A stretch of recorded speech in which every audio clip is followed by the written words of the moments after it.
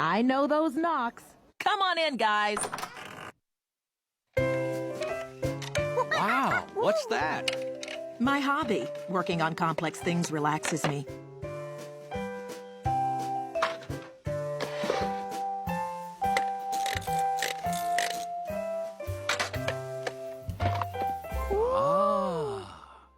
Have you ever seen such a beautiful clock, George?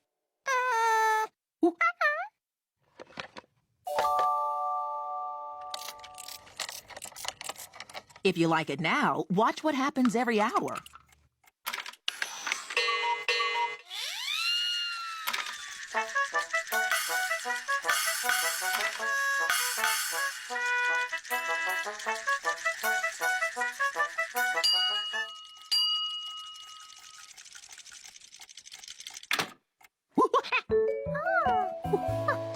So, what do you think? Very impressive.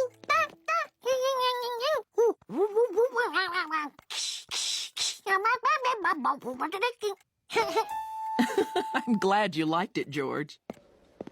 Oh, we should go. The rocket presentation is starting soon. Are you coming with us, George? Or do you want to stay here and watch the clock?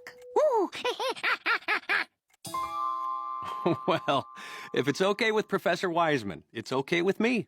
Now, if you want to see the little people play again, move the minute hand once around to 12. Have fun.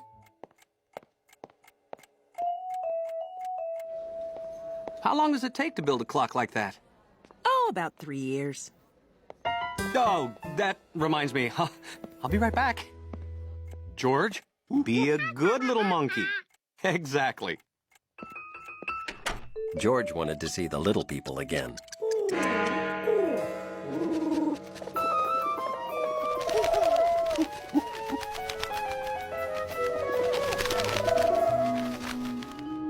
That looked like George's friend, Compass, the almost homing pigeon.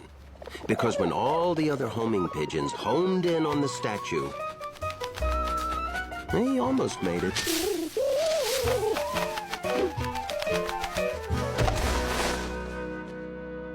It was Compass, all right. George was happy to see his friend the pigeon. And Compass was happy to see his friend the...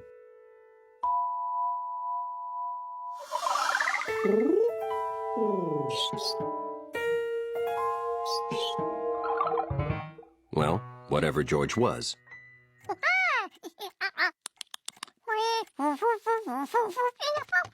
George wanted Compass to see Professor Wiseman's clock in action.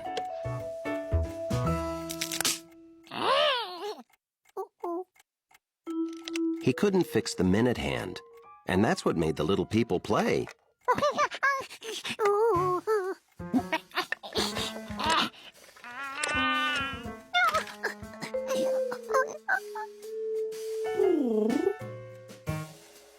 He knew they were in there somewhere.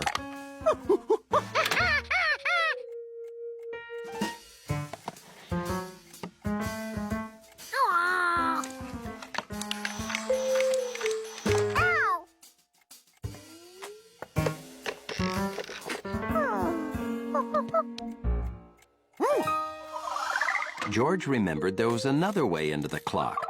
The back.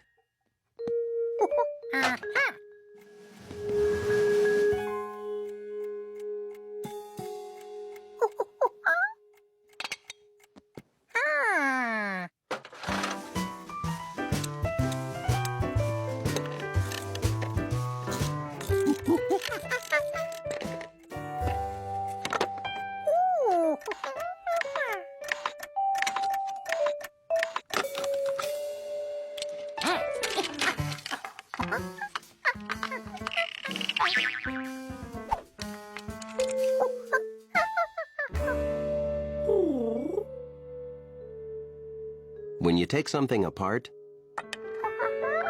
it's a good idea to pay attention to what went where. It was a perfect day to just walk down the street smelling.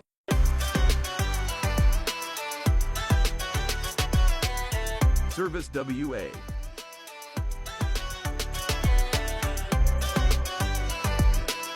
Install and go.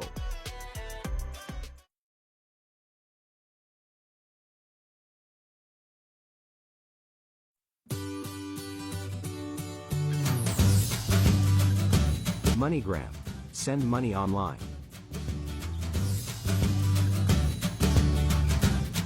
Download now.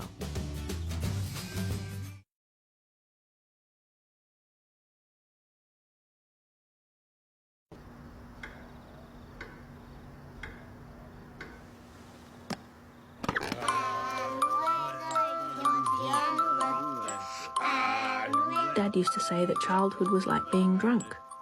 Everyone remembers what you did, except you. Ha! Good one, Dad. But I remember everything. Right from the start.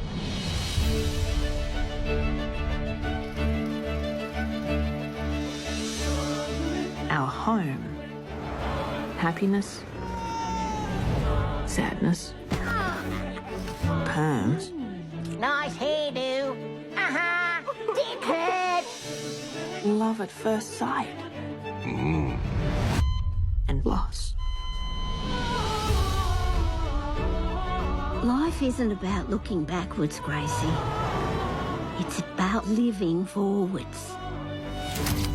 Snails never go back over their trails. Set yourself free.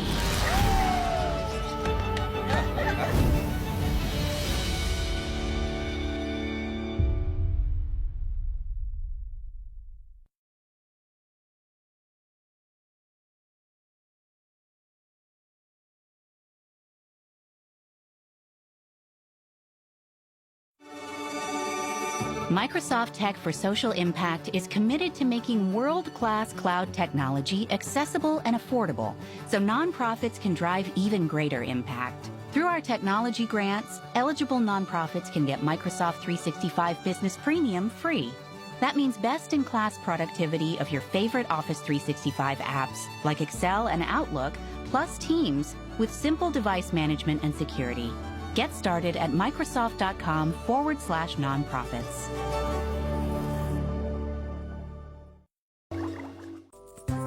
Hunley, the doorman's dachshund, loved his lobby to be clean and organized, just like him. Good morning, Hunley. Don't you look very shiny and sleek today?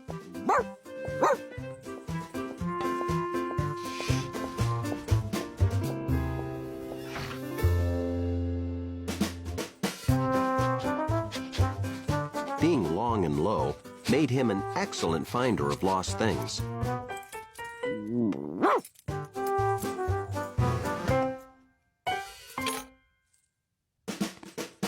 My keys! Thank you, Hundley.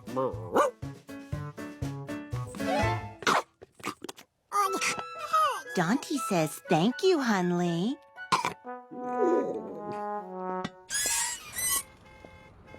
Having sharp hearing made him an excellent squeak detector.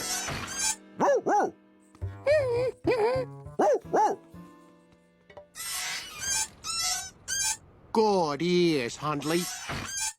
A doorman's door must look and sound perfect at all times. And his uniform must be spotless.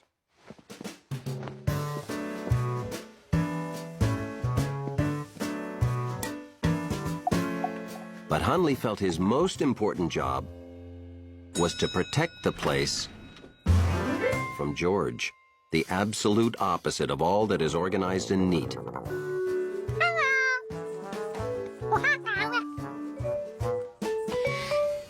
Package for 217. Let's go, Hundley. 217.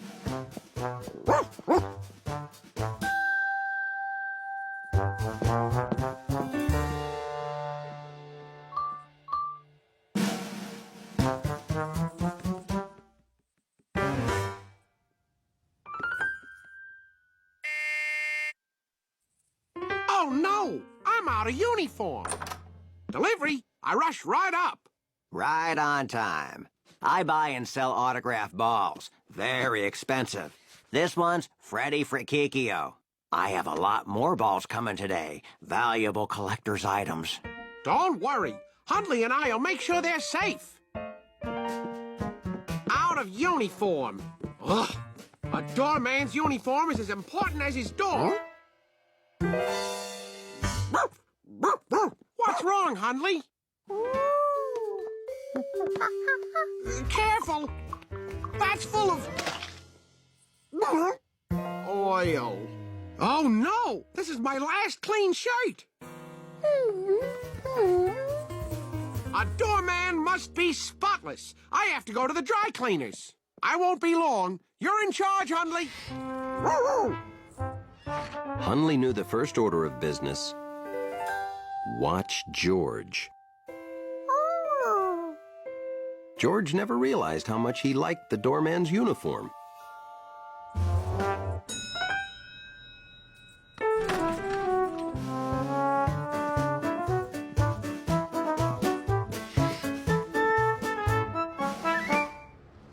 Hundley had never gotten a salute before. He must have been doing an exceptionally good job.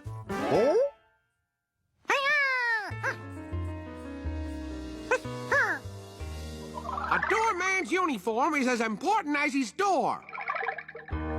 Hundley had to get that monkey out of uniform. But he still had a job to do. I see you have a new partner, Hundley. You're both so handsome.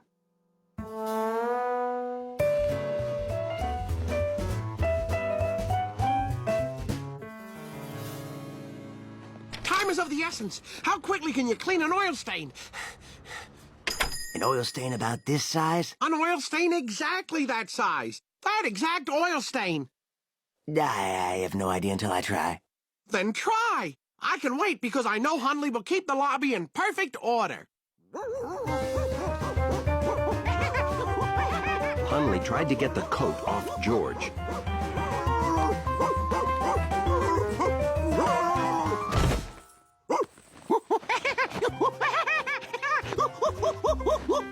Which is how he found out George was ticklish.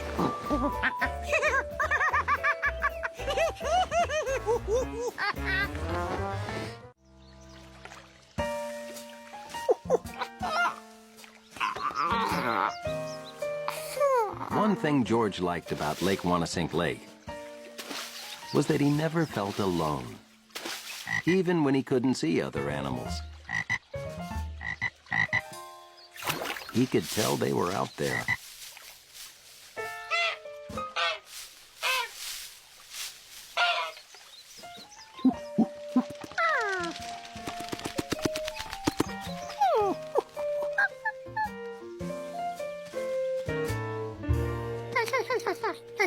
George, hi. How about a hand? Yeah, I'm preparing an exhibit on local wildlife for the Town Nature Society, and the baby alligator lizard I was studying just disappeared.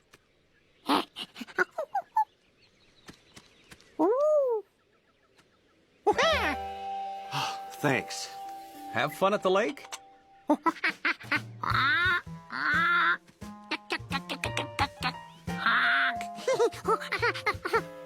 Wow! You saw all those animals? You only heard them? Hey! Animal sounds would be great in the exhibit. You want to help me again?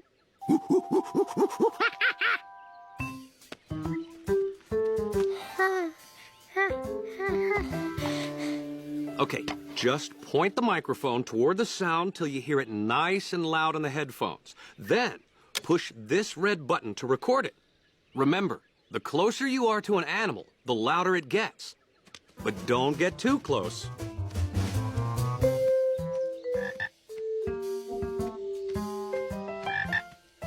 This was simple for a smart monkey.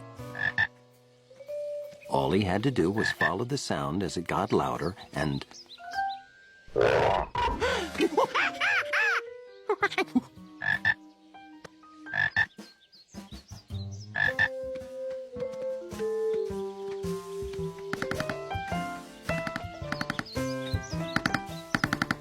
He tracked one woodpecker and thought he heard a second one.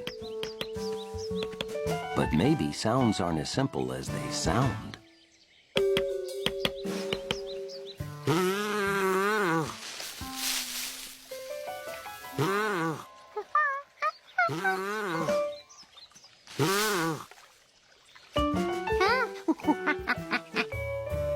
George was collecting pictures of all the sounds he had heard outside. Then he heard a new one, inside. George knew how to track a sound. This was different. It got louder, then went silent. Then it was far away again. This called for a second opinion. 151, 152. Wait. Oh, hi, George. Yeah, can you wait till I'm done with the moth census? Okay, I'm coming.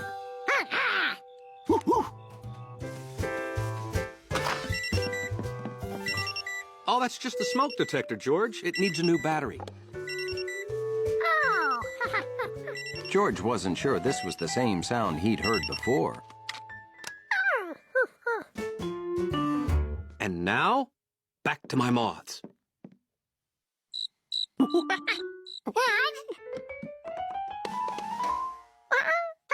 There it was again, and it didn't come from the smoke detector.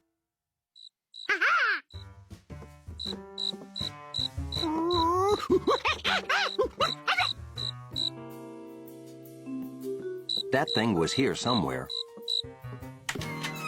and he knew he could find it.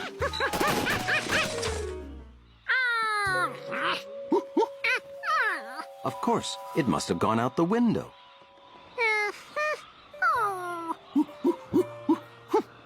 It was loud, it was soft, it was here, it was gone.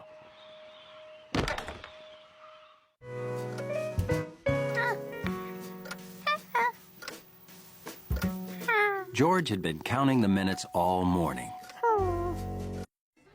With the YouTube Music app, you can start a radio station with up to 30 artists ad-free. Go ahead, DJ Thumb. Try 1 month free of charge. He could hardly wait. Today was Dog Show Day.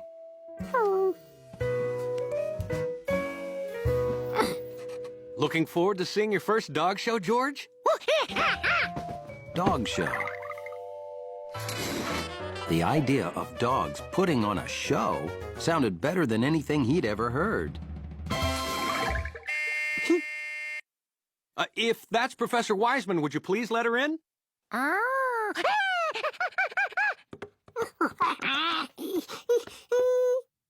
It's Professor Wiseman. Oh, hello, George. Ready to go? Ready? I have never seen him so excited. I can't go, remember? I have to finish crunching these numbers. Bye.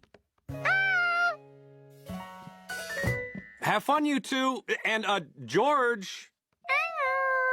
Be a good little monkey, exactly. And close the door, please.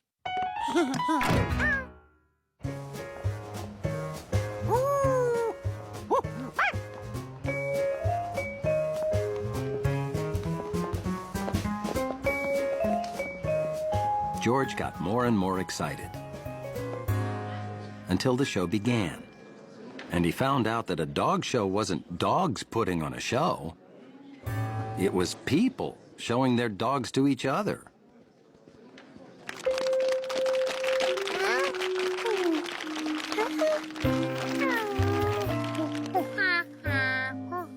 George didn't exactly pay attention.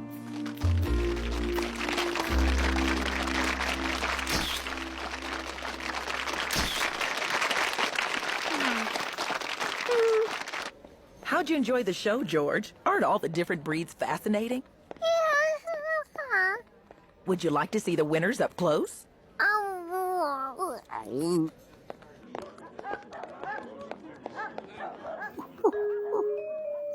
George got a big surprise. Because when he actually looked at the big ones and the small ones,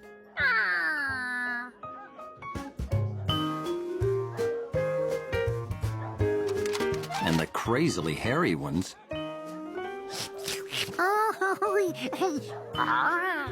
He thought the dog show was great. Have you ever seen so many unforgettable dogs before?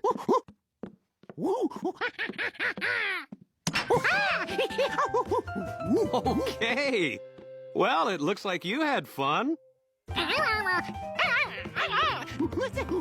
I hope he wasn't too much trouble. He was no trouble at all. Wow, that's great to hear. Gotta run. See you tomorrow. Thanks so much. Bye-bye. So, you like the dog show, huh?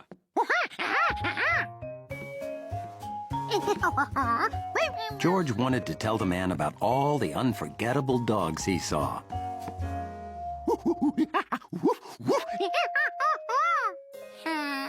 But he only remembered 3. It's okay, you can tell me later. Oh, would you do me a big favor and mail these letters? I made a sandwich if you're hungry. And when I'm done, I want to hear about all the dogs. George was afraid he wouldn't be able to tell the man more, because no matter how hard he tried, he could only remember 3.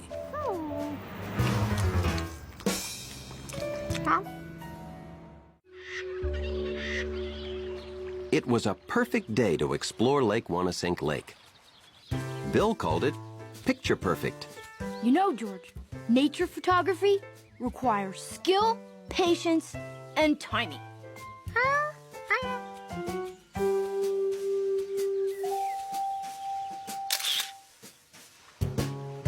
Remember, George, to cross a log, you need exact foot placement and a keen sense of balance.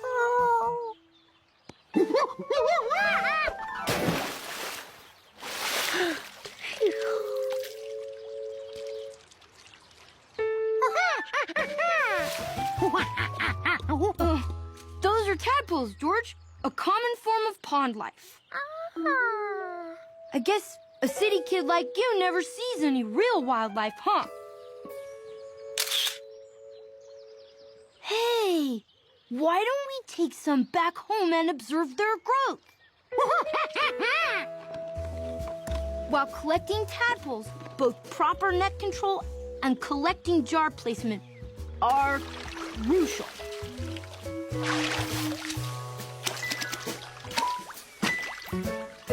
Oh. Hey, how'd you like to look after them for me?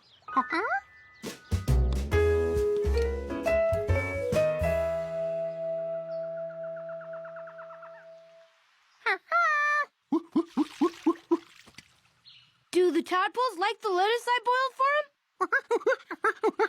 Now remember, I want you to watch them closely for me. They do some amazing things as they grow.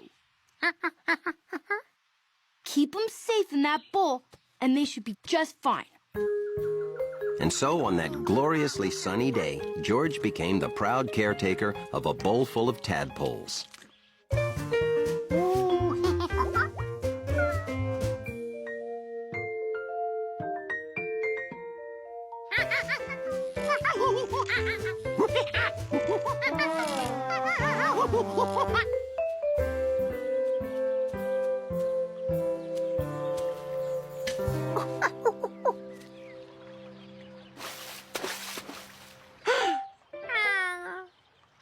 The tadpole's bowl was small. George thought they deserved to stretch their, well, whatever a tadpole stretches, and decided to let them enjoy a quick swim in the lagoon while he went to get their lunch.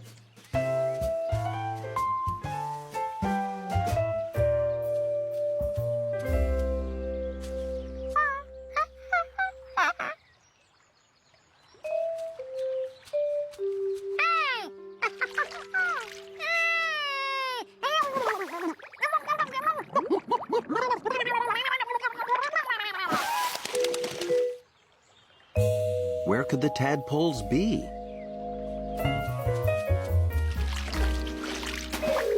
What would he tell Bill? Hey, George! Lagoon exploration is fascinating, isn't it? Oh, by the way, how are my tadpoles doing? See you soon.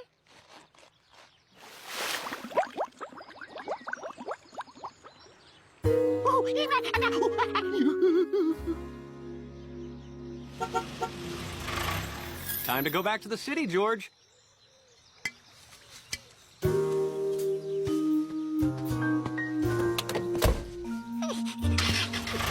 George hoped the tadpoles would be okay without a monkey to feed or protect them.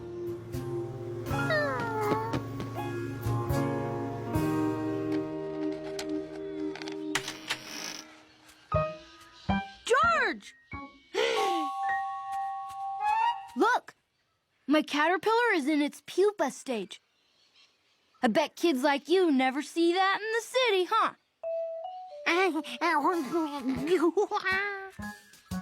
Hey! Have my tadpoles done anything amazing yet?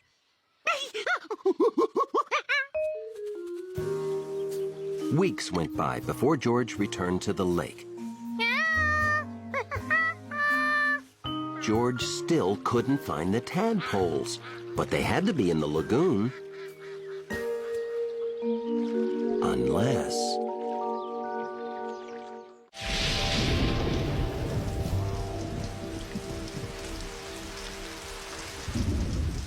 The man with the yellow hat always said the same thing about rainy days in the country. This is great weather. For ducks. And when the rain stopped, it was great weather for monkeys.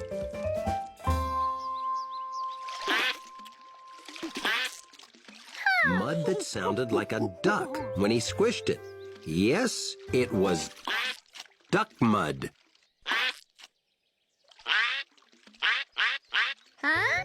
He knew he didn't squish that quack out. He had discovered self-quacking duck mud. Okay, it wasn't duck mud. There were real ducks.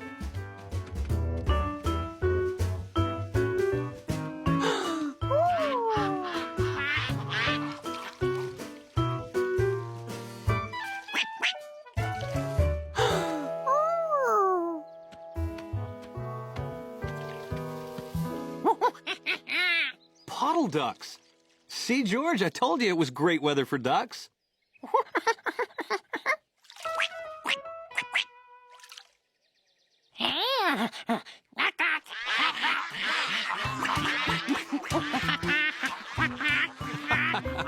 You're gonna be busy, George. Have fun. Jumpy Squirrel suddenly became aware of two things. The rain had stopped, and that hairy duck looked familiar.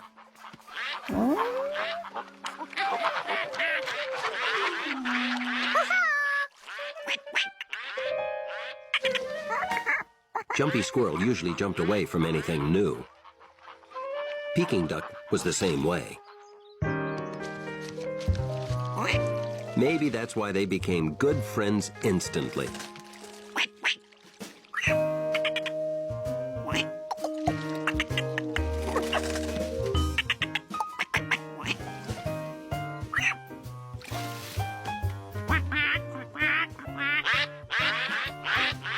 George played by the puddle all day. He even had ducks in his dreams.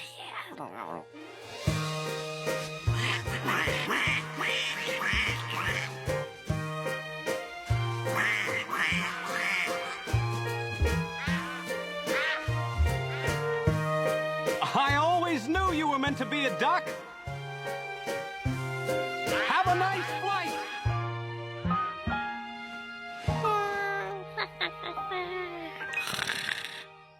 For centuries, people have wondered what squirrels dream about.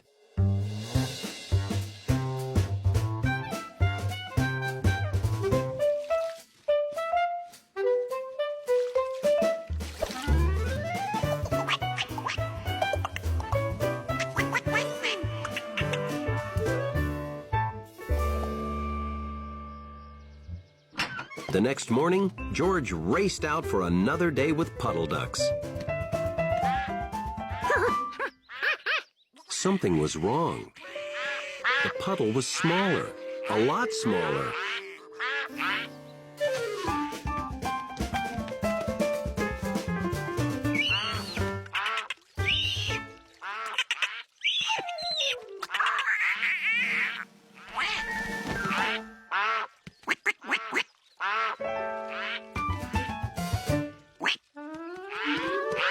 George? Wow, that puddle sure shrunk. Well, puddles soak into the ground. They don't last forever.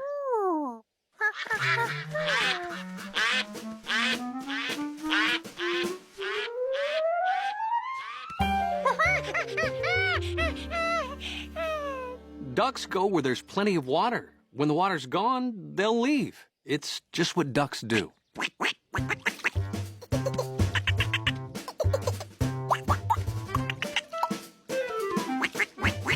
You want to come with me to mend fences at the Rankins? Or play with the ducks before they go? For a professional lobby dog like Hunley, it's nice to catch a nap when the lobby is peaceful. But when George lives in your building, guarding against monkey mishaps is always more important than sleep. Good morning. Headed out to have fun? No, going to Dr. Baker for my annual checkup.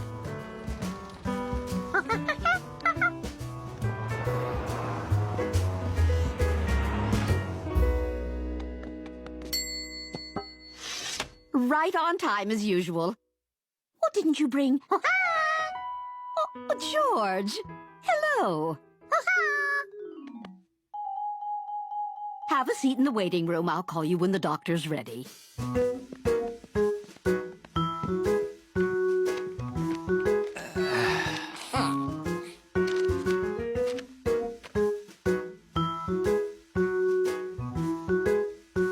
George learned that the thing you need most in a doctor's waiting room is patience. Huh? A mysterious sound. George listened as quietly as he could. Dr. Baker will see you now. Oh, great. Come on, George. We're finally getting out of the waiting room.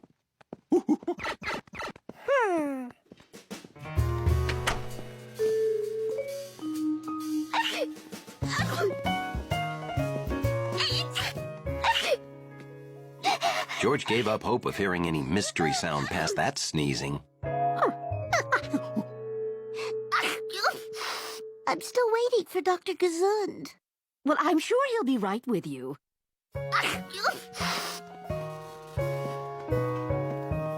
Excuse me, has Dr. Gazund seen you yet? No. Where is he? He should be right with you. You're waiting for Dr. Gazund, too? He should be right with you. Oh, hi, Doctor. You remember George? How could I forget? Before your last checkup, I never knew the X-ray machine fit out the window. Dr. Baker, have you seen Dr. Gazund? His patients are waiting. No. You should check the X-ray room. And you should take off your shirt for the examination. Yeah, sure, Doc. George thought he'd like to be a doctor because Dr. Baker seemed so smart. And he got to wear a really great white coat. Okay, let's get started. Up on the scale.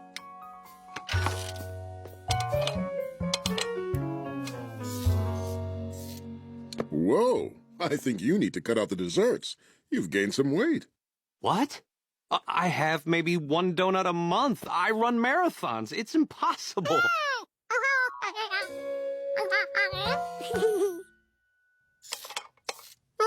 Same as last year. Whew. This is how I check his reflexes, George.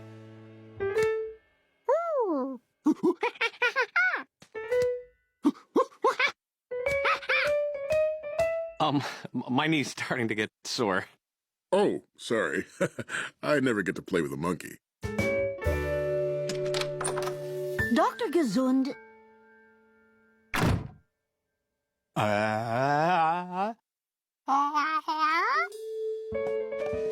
Okay, take a long, deep breath. Oh, I don't like the sound of that breathing. No, George was... Whoa.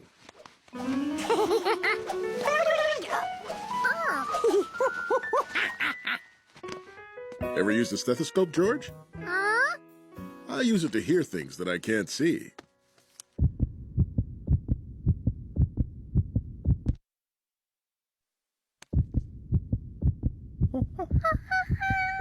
That's the sound of my heart.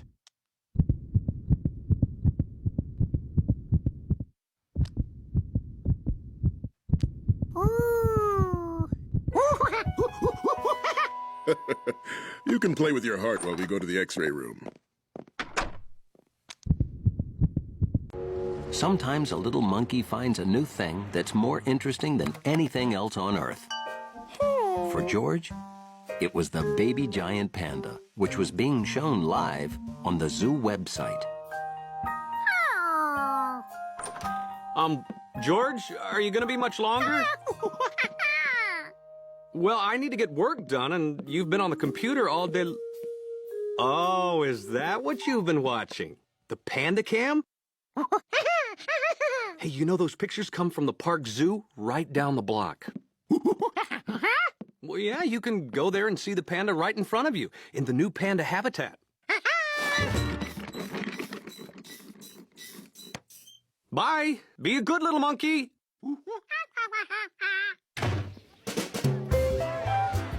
There was one thing on George's mind. Baby panda. Baby panda.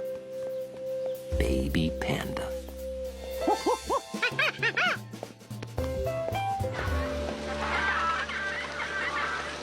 Look, Mommy! Flamingos! George didn't want to go the wrong way and lose any panda time. How could he choose a path? Oh. A nice big map. George decided to take it and follow the pictures to guide him through the zoo. Oh.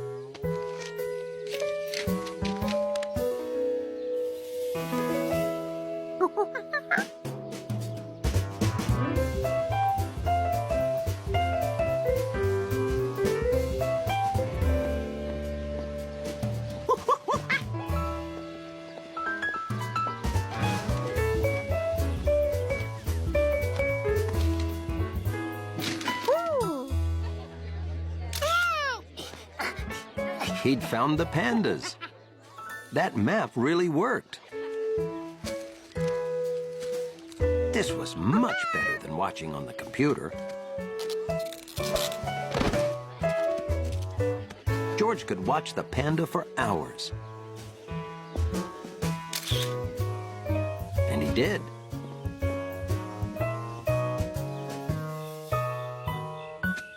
Until he felt like that baby would never get any leaves to eat.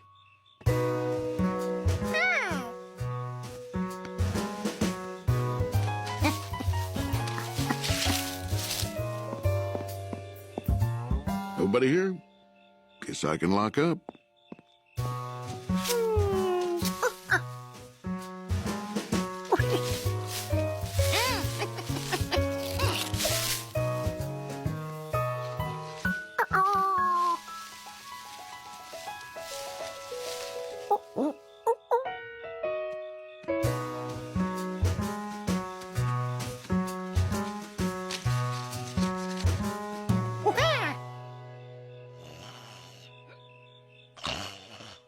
Time flies when you're watching pandas.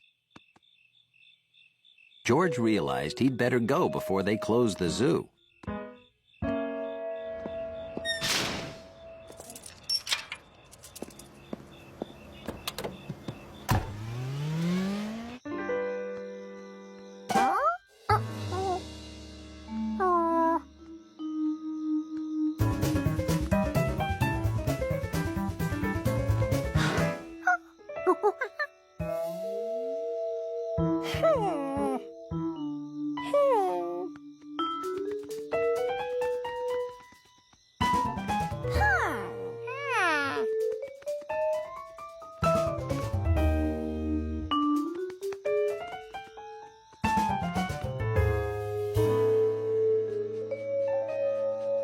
The paths were too confusing.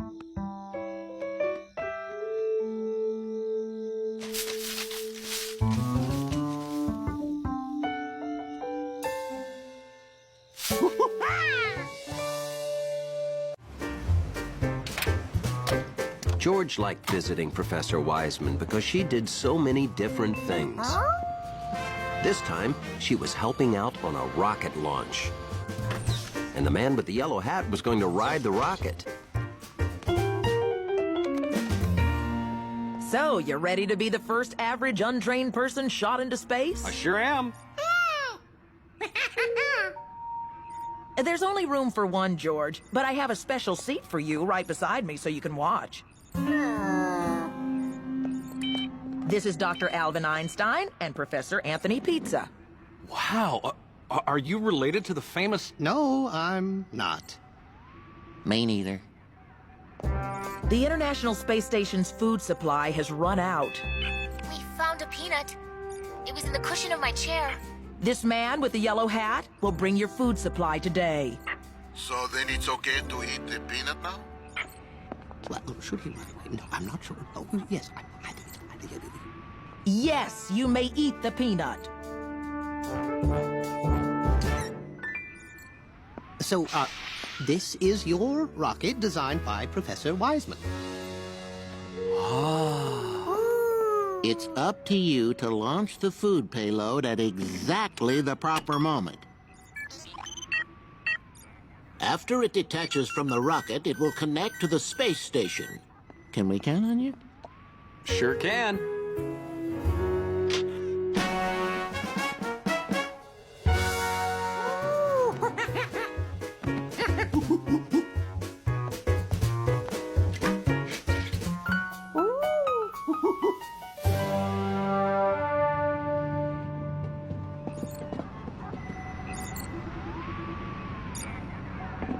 Professor Pizza and I are loading extra experiments you'll deliver with the food.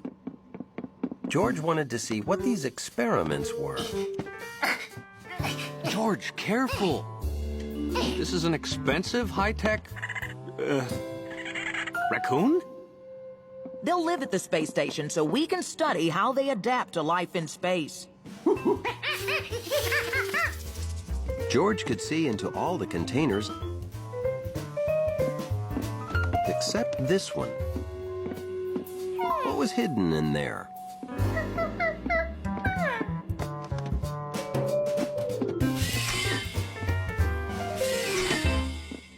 Show him the most important part. These keypads launch the payload. You hit these two keys on each pad at the same time. On all four at the same time? Yes, at the exact moment the rocket passes the space station.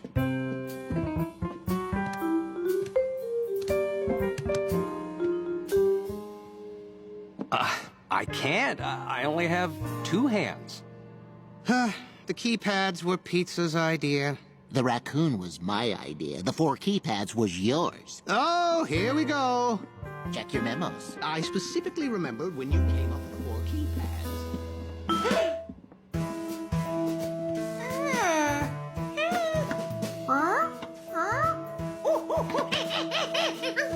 Oh, we have to scrub the mission.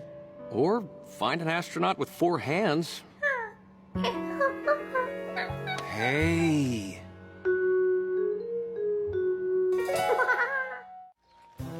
A warm country day. George's favorite time to go boating. Toy boating, that is. Even a toy boat captain can hit rough seas in his favorite perfect pond.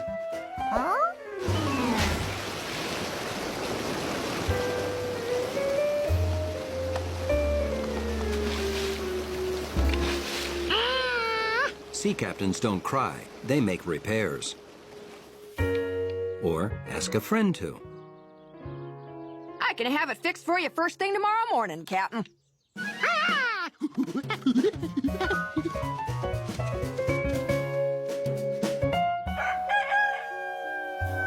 So, at exactly 10 seconds before the first thing the next morning, Right on time.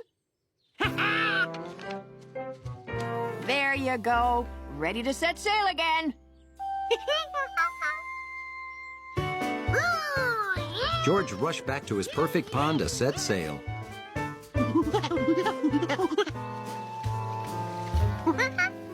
Now he had a boat, but no pond, and the creek was only a trickle. Where could a whole pond go? He didn't find his pond, but he found a strange wall in the creek.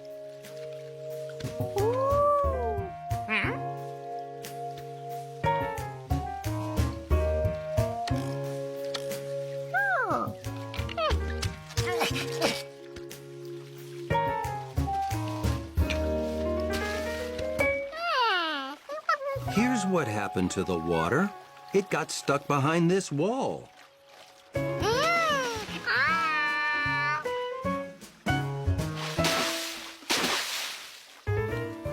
Hey, George! Looking for the Beaver family? The beavers built their dam to make this great pond. Bet you never see beavers working in the city, huh?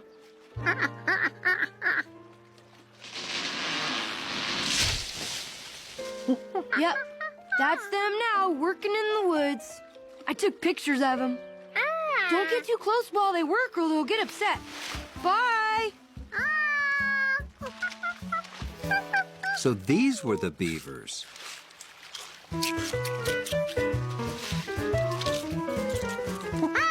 George tried to tell them their branches were floating away.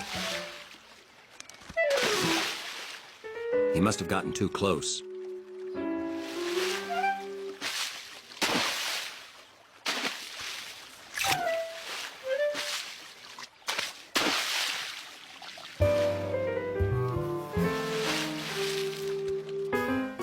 If the beavers didn't want him watching, he'd just sail his boat.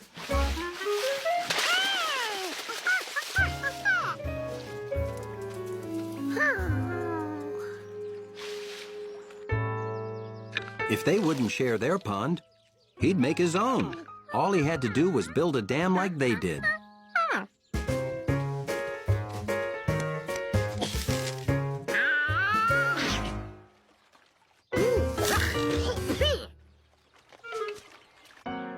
There must be an easier way to get wood for a monkey dam. Mrs. Rinkin scrap wood. Been having lots of fun with your boat? Oh, you want the scrap wood, do you? Take it. I'll even hitch the cart to Leslie to help haul it. Now he had wood. What else would be good for stopping water? It was summertime, and the city was trapped in a heat wave. A real scorcher. But there was one city dweller who was not hot. George was in the country, where things were much, much cooler. Oh, whoa! You call that a cannonball? I'll show you a cannonball! George loved the country. It had lots of great stuff the city didn't have. You could hear frogs croaking. You could feel the breeze from a hummingbird's wings when it spun around the flowers. At night, you could see a sky full of stars. What you doing, George? Stargazing? No one knows exactly how many stars there are. Not even scientists. Huh? That's when George thought, maybe it's time somebody found out.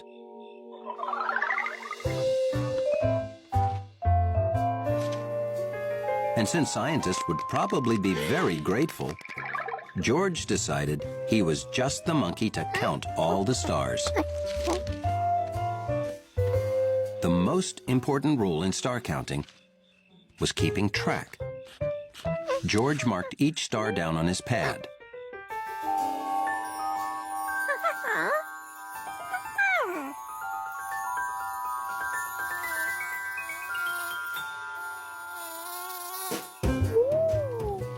The two most important rules in star counting were knowing the difference between stars and lightning bugs and keeping track.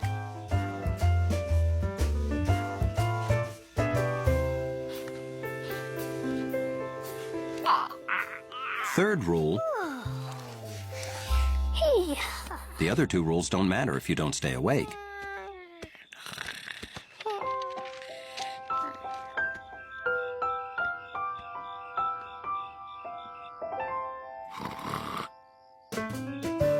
Because when you come back the next night, you can't tell which stars were counted or uncounted. So last night's count can't count.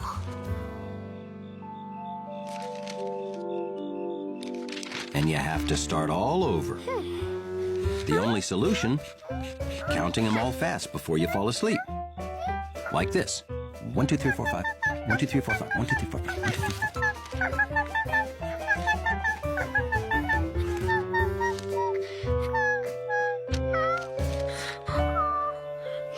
But George wasn't fast enough.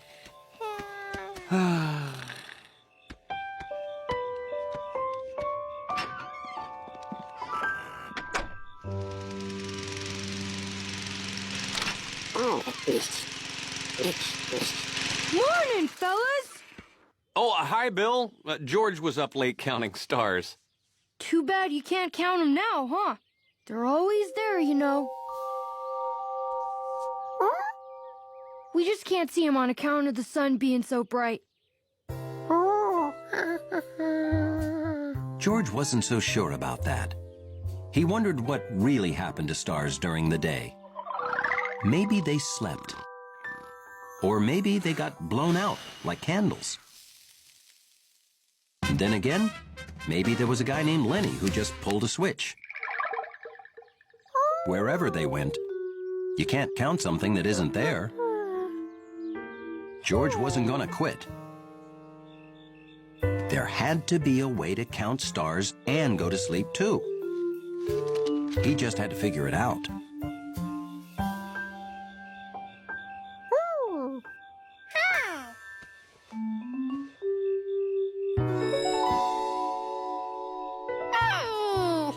The big upside-down cap. It could be a placekeeper. He could count the stars below it until he had them all, then move to the other sides. He had a system.